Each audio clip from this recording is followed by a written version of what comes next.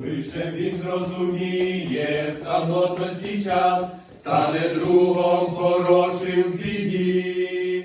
Тільки він допоможе мені, щоб не згас вогник мій у глибокій імлі. Стане вежею сильною в час нелегкий, і притулок буде мені. Скеля він і опора, світло стежці мої, дасть підтримку завжди в боротьбі.